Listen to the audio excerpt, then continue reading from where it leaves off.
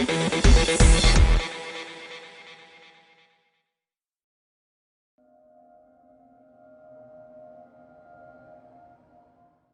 decided to direct one of our shorts, not knowing which one I was going to direct. And I was looking at 3 or 4 different scripts, and they're all vying to get made, and I'm working on them, but I couldn't get there creatively.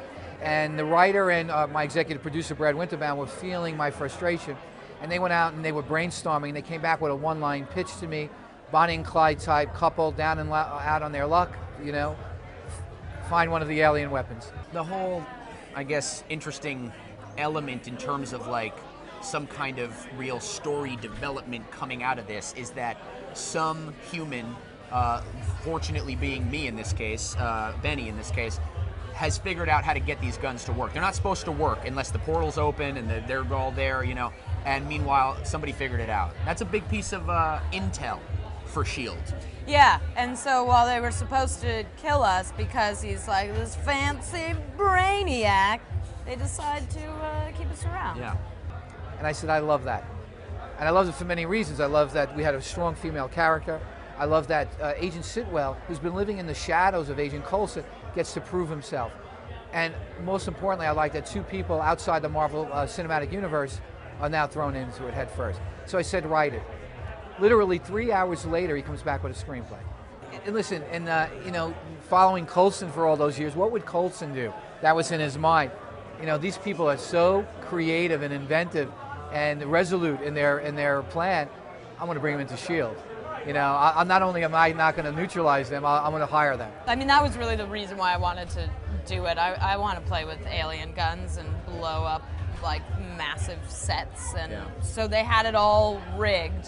To really blow up. To really blow it up. That wasn't a CGI moment, actually. That was a hole in the wall. It was. Yeah, it really was. And they are, you know, the guys who work at Marvel are like 14-year-olds in their excitement about like explosions and stuff like that. And so they had it all set up with, you know, cannons with debris, and then I just had to, they counted down and I had to sort of do that, and it miraculously worked on the first take. Like the timing looked right. Yeah. Thank God. Yeah. You know what?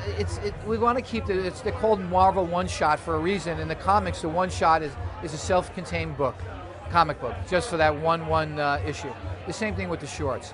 And we can do a couple of things with them. We can highlight a character, put a spotlight on them. We can show more interconnectivity. And also we can have what we did here is more companion piece and what if, you know, what if situation. So, you know, I think it's a basic story though, good versus evil. And what it has though, it has a lot of heart and a lot of humor. And I think it's not, there's not a target audience of say young people or old people, it's all audiences. So you put those ingredients together and you can have a very successful film. But I think people are craving these type of stories where there's a clear delineation between good and evil. And the heroes maybe are flawed and they're not perfect. And they're interesting even without their superpowers. So they're very relatable. And I think we can expect Iron Man 3, which we're currently filming. We can expect Thor 2, which will have a title other than Thor 2. We can expect Captain America 2. And I would sure you'll see another Avengers.